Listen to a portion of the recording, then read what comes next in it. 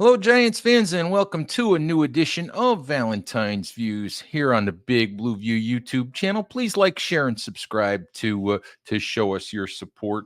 All right, as we continue winding ever so slowly toward the 2024 NFL Draft, one of the things that the Giants are dealing with is the specter of having to fight the Minnesota Vikings for a quarterback in the first round of the draft. And here to help me talk about that is Arif Hasan of Wide Left Football.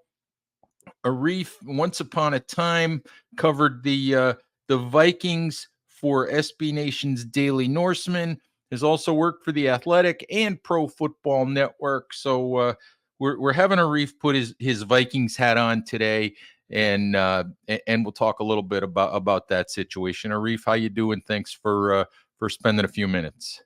Yeah, thanks for having me. I'm doing pretty well. I'm glad that we were able to get something done to have this talk on tonight. Yeah, cool. I don't think I've seen you since the combine a couple of years ago when we sat at Fogo de Chao, I think, and enjoyed the the Yeah. the John Ledyard meal experience.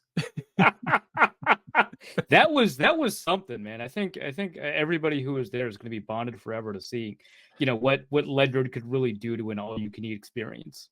Well, I have to say, uh, Mark Schofield, your friend and mine, Mark Schofield arranged that dinner, and Mark and I were walking over to the restaurant, and he warned me that eating with Ledyard was something unforgettable, and it absolutely was something that I'll never forget.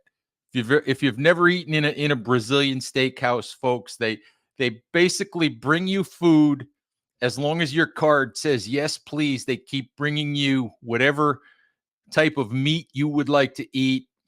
And I think it was 2.5 hours before we convinced Ledyard to tap out because we wanted to leave. Yeah. we Yeah, we have wanted, good things to do. yeah, Yeah. we wanted to leave, and he still wanted to eat. But that was something you and I will never forget. But anyway, let's let's talk Minnesota Vikings. Let's talk New York Giants. Vikings have 11-23 in the draft. They've already made the one move up.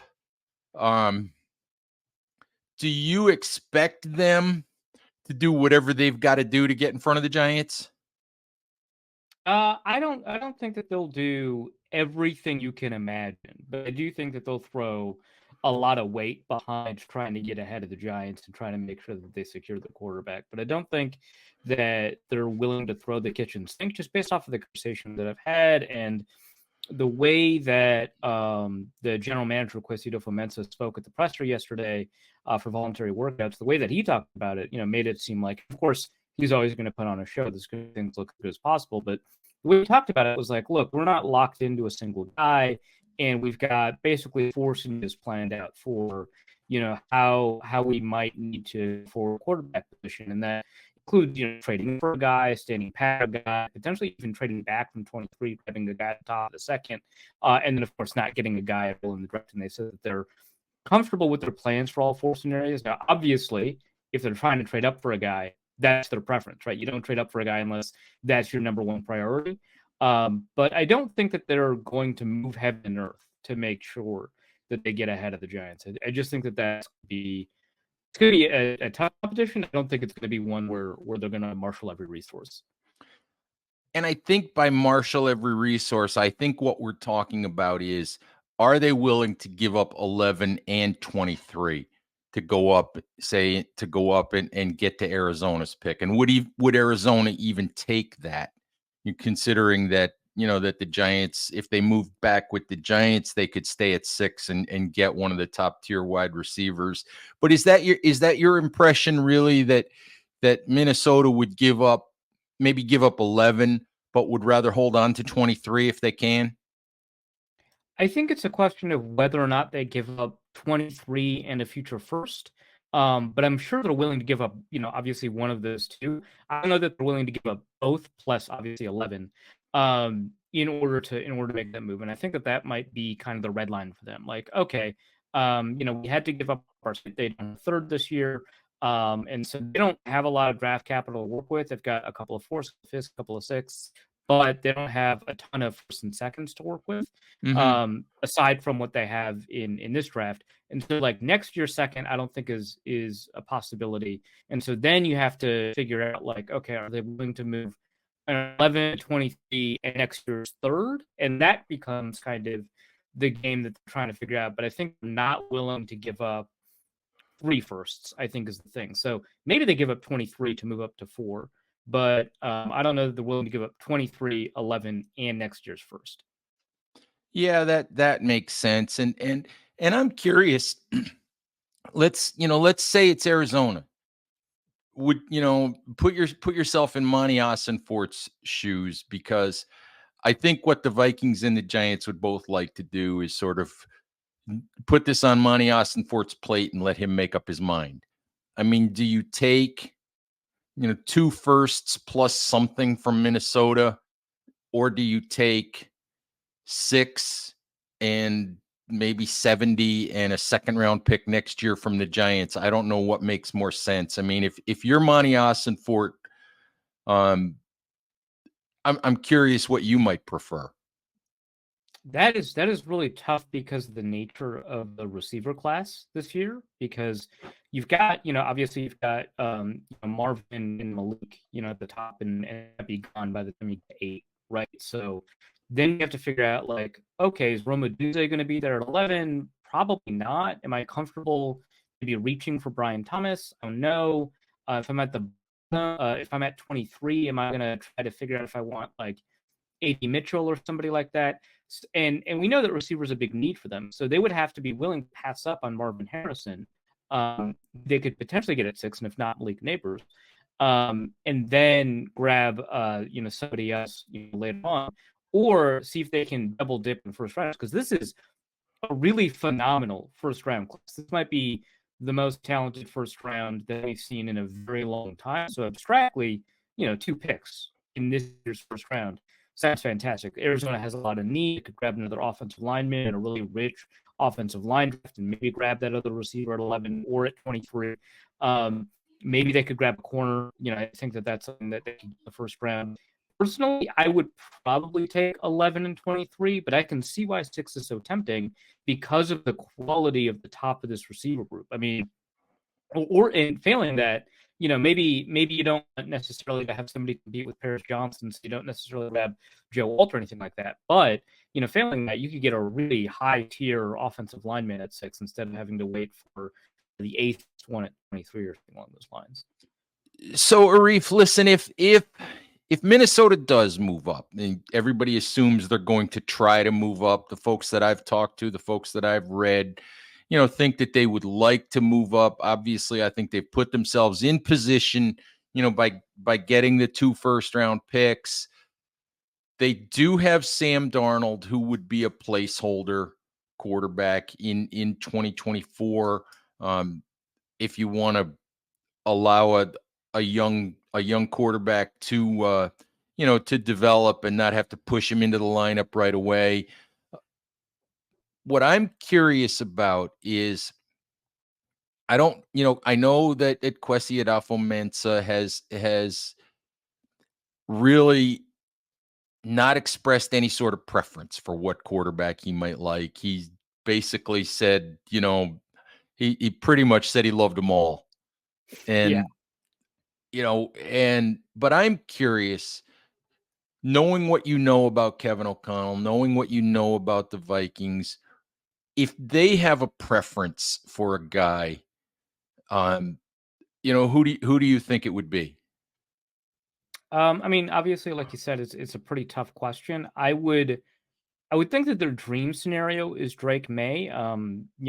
Whether or not the Patriots are willing to trade at all, or whether or not they both Washington and the Patriots select somebody, and neither of them are Drake May. Maybe that would be kind of the ideal scenario. I think that that's what they'd want, but I think that that's kind of an outside shot. I think it's pretty unlikely that Drake May is going to be available to them.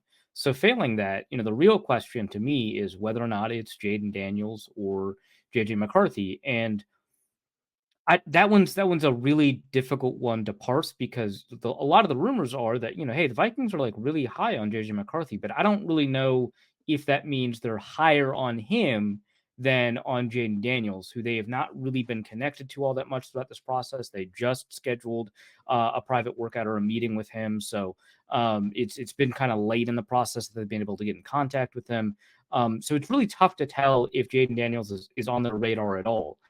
They have done a ton of work in the past because he has so much film. I mean, he's had 5 years playing, and there's been some work detailing the amount of work that they've done from his time at Arizona State all the way up to last year at LSU and this year at LSU. They've covered the map with him, but I don't know if that means that they actually like him. I'm gonna, go with the chalk here and say that they probably do like him more than JJ McCarthy, just because I think that the general feeling on McCarthy outside of this hype cycle that we're in is that he is probably a mid to late first rounder, and I wouldn't think that the Vikings are substantially different on that. So my guess is that it's Drake May, Jane Daniels, and then JJ McCarthy. But I'm confident that that's something that they'd be happy with any of those three. Would they be less inclined, do you think, if it's McCarthy sitting at 4, would they be less inclined to make the big offer? Probably. I think that if May and Daniels go off the board at like 2 and 3, and they're having discussions with Arizona, I think that they'd probably be telling Arizona like, hey, the guys that are left on the board are just not as valuable to us. So we're willing to trade up, but we're not willing to give up as much in a trade. I think is how that conversation would go. I think that they'd still want to, move up to make sure that they can secure somebody, but I think the price changes. And Mhm. so I think that that's kind of what that results in, not in a lack of a trade up to 4, although I think that's on the table, but changing of the terms, right? To, hey, Drake May's not there. Without that's the guy that we were willing to give up a lot of assets for. We're We not still giving want up to trade up 3 with we're you. not giving up Yeah. 3 ones to go up and get Yeah, McCarthy. exactly. So I Mhm. think that's probably it. And it may even be that they're like, okay, well, we're willing to trade up a little bit for McCarthy, but not to 4. We're willing to Mhm. trade up to 8, right? If the Giants pass on him, then we're going to pounce. But Mhm. after that, we're not. So I think that that's probably the scenario we'll see play out if that's what happens at 1, 2, and 3. Yeah, what I find interesting is I wonder what the Giants would do if it got to 6 and Minnesota came and said, "We'll give you 11 and 23 for 6 if McCarthy's there." I wonder what the Giants would do. I think they would say no, but but that's an interesting conversation to have. Yeah, I'm really curious about that because that's a situation where one of the buyers of the pick are the sellers of the pick. It's the Giants. They've got a huge reason to want that pick, which is not usually the case in most trade up, trade down scenarios. The real question is Brian Dable the kind of guy that thinks you really need to build a team around a quarterback before he can bring one in? I mean, that's not what happened with Josh Allen in Buffalo, right? They brought Allen in and then they built up a team after that. But I wonder if because he's been with the Giants for a little bit, maybe there's not as much of a leash that he needs to make sure that when they swing for a quarterback, that it's going to be there for him. So I don't know. And obviously, the general manager shown it's gonna depend on his philosophies as well. But I think that's going to play a pretty big role in how they would approach that kind of decision.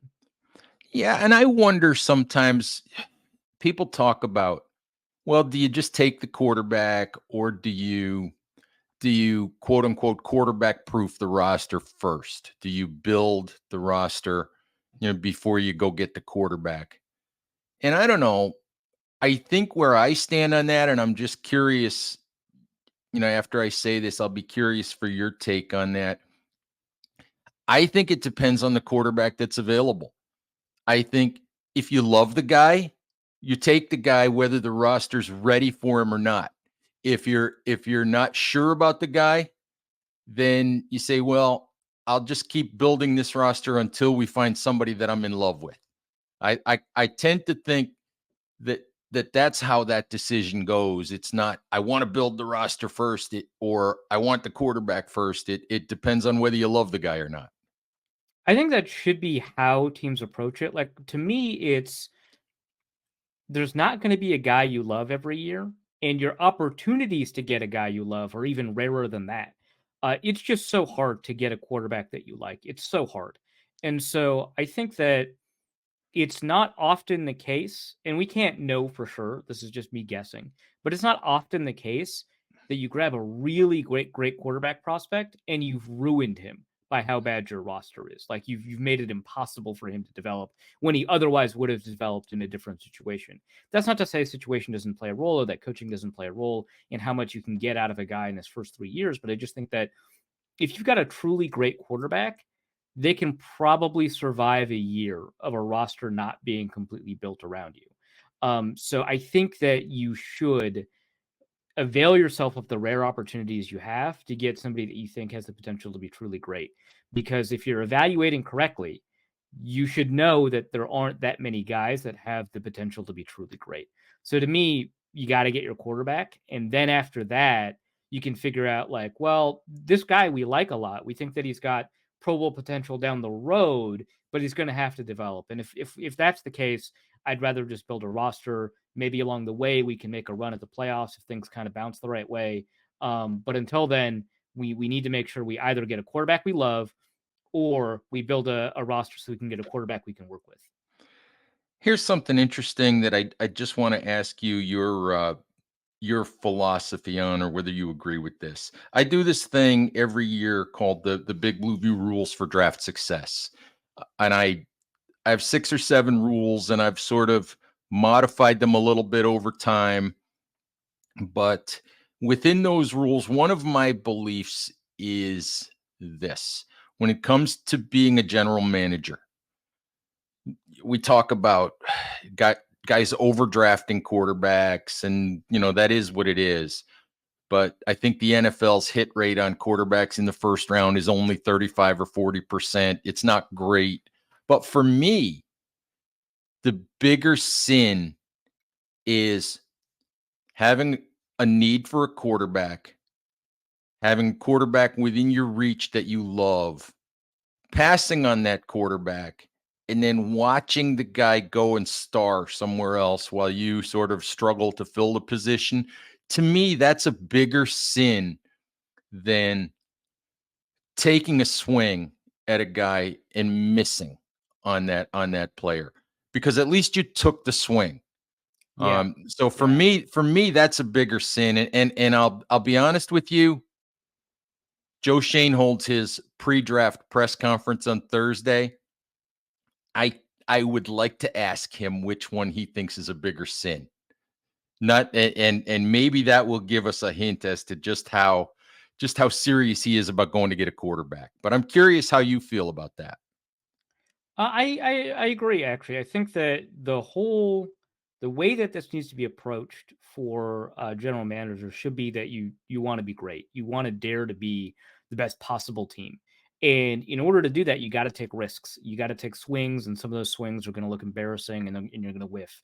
Um, but until you take risks, there's not a lot of opportunity for you to, you know, get huge, right? To get a home run, right? Until you take big risks, there's not a lot of opportunities for you to hit big.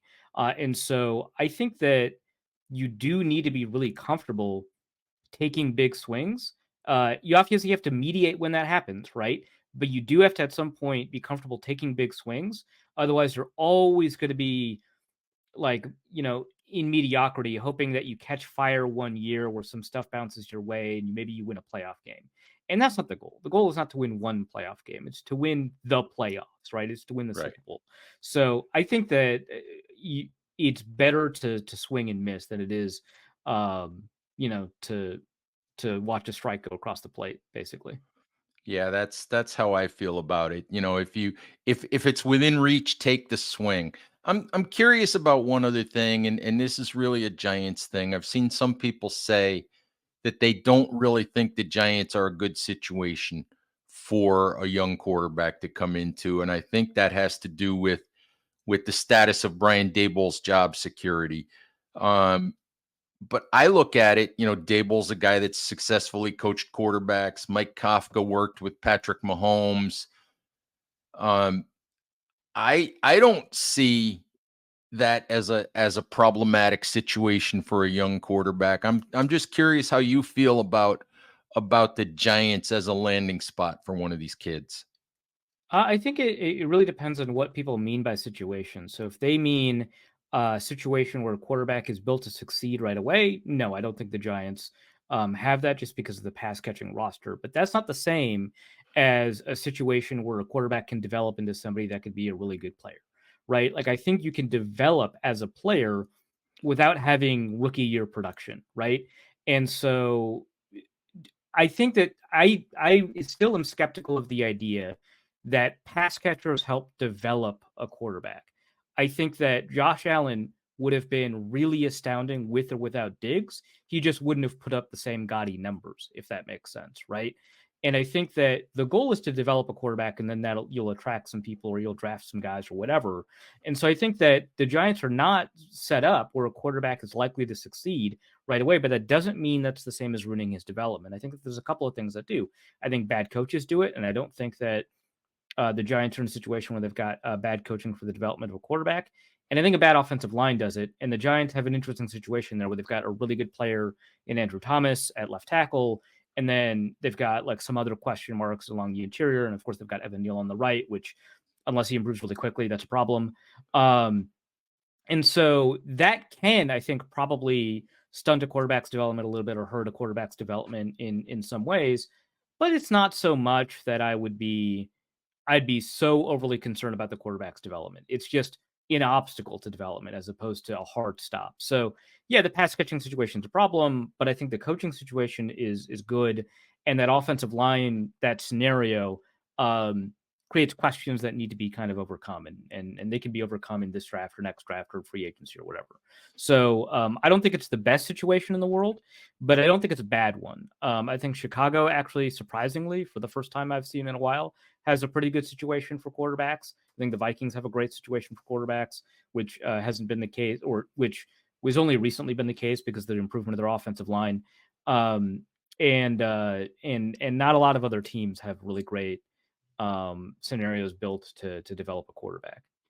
What do your Vikings do if they don't get one of the top four guys? Do they take a Michael Penix with 11 or 23, or how do they approach it? I think that probably if they don't get one of the top four guys, I think at 11 they'll probably just grab a player to position a need. They've got a lot of needs on defense, whether that's defensive tackle, edge rusher, or cornerback. All of those are viable picks. And then at 23, I think they have an interesting choice because unless Denver's in love with Bo Nix, which I could see because he is a Sean Payton type of quarterback from the outside looking in. That's what it seems like.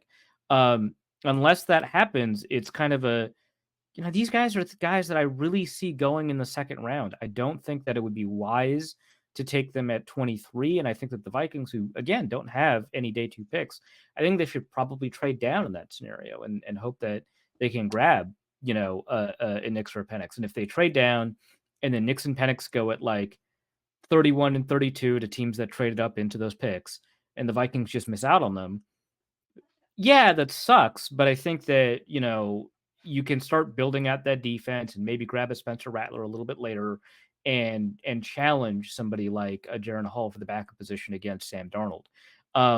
That's kind of one of the appeals of having Darnold there is that given how he's played over the last two seasons, which mind you is like 7 games, it's not a ton.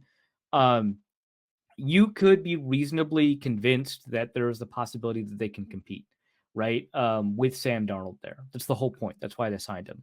So I think that in that scenario, they should probably trade down from 23 and take the risk because it's pretty rare that 5 quarterbacks go in the first round. I know that we saw that in 2018, but it's pretty rare. And I don't think Penix is like a Lamar Jackson, right? In that sense that somebody wants to trade up to the bottom of 32 to grab him. So I think that that's probably the scenario that plays out. Always interesting, and the draft somehow or another never plays out the way any of us think it's going Yeah. to anyway. Yeah, exactly. We're just guessing here. Oh, sort of. We hope we're guessing. We're putting out educated guesses. Yeah. Yeah, for sure. Somewhat educated guesses, we hope. Anyway, Arif, I appreciate the time. Hey, why don't you let folks know where they can find you, where they can find your work, how they can how they can get wide left football and all that fun stuff. Yeah, so my website is a Substack. It's wideleft.football. So you can find it there. I've got all my writing there. I've got the consensus big board there, which is a ranking produced using about 80 different draft analysts of the players. So that should be fun. You can find me on Twitter at Arif Hasan NFL. And I've got a podcast, the Norse Code Podcast, just completed a 2-hour interview with Pro Football Focus's Trevor Sikkema, mostly focused on the quarterbacks in this class. So that should be dropping pretty soon. That's interesting. I had you and I are recording this on Tuesday evening, and I did a show with Trevor Tuesday morning. And the funny part about that is I saw Trevor did a hit on the Rich Eisen show. Mm-hmm. And he said he told Eisen that he thought the Giants were, his quote was, desperate to go get a quarterback. So I reached out to him and I said, "You're coming on my show and you're explaining yourself." You know, you're coming on my show and you're explaining that one. so he did, and that was a fun conversation. So Awesome. anyway, Arif, I appreciate it. Giants fans, thank you as always for listening. Please stay safe out there. Take care of each other, and we'll talk to you soon. Bye-bye.